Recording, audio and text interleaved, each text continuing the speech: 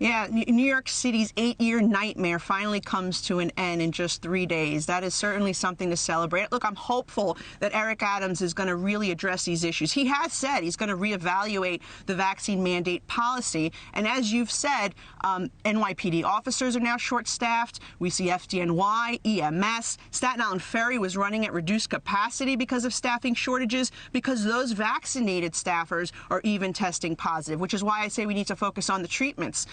But he should be hiring back all those workers that were fired for refusing the vaccine. That's number one. And secondly, he should be revisiting this policy. Speaking to the business groups, they're hopeful that at minimum he will allow for a testing option. And that way people can remain on the workforce and do the weekly testing, which companies have said they'd be willing to pay to keep that workforce because there is such short staffing. Other things I believe this new mayor needs to look at: crime.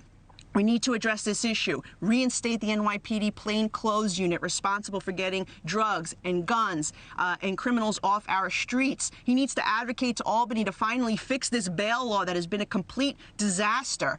If we can get crime back to low levels, give the police the tools and resources to do their job, address the homeless issue by reinstating some of the Giuliani and Bloomberg era policies that help people transition out of the shelter system, giving them work opportunities and training opportunities, vocational training. I think that would be a very good start. And also education, reinstating the gifted and talented program that the mayor's trying to do away with, which is just ridiculous. These children need to be challenged at their aptitude.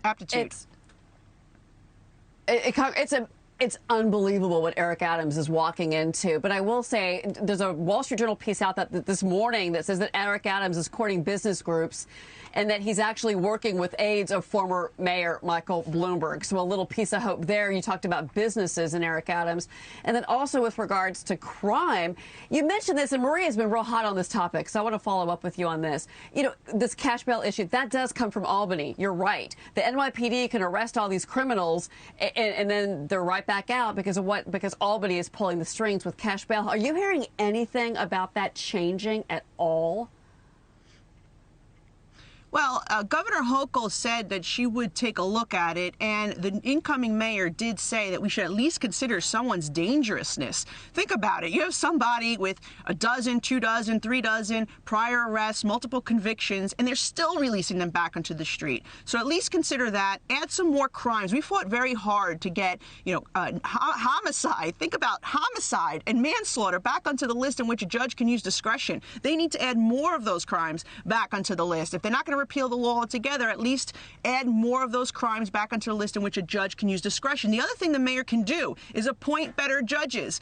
De Blasio has a history of appointing far-left judges who, on their own discretion, would just release people back onto the street despite extensive criminal histories and despite pleas from the district attorneys. So that's where the mayor can really change things here. But I think most importantly, and something that Eric Adams should understand as a former police officer, let the police do their jobs. Stop handcuffing them. And that would make a big difference, I think, in making New York a safer place and making it a place where people want to come back and do business and ride the subway and get back to work.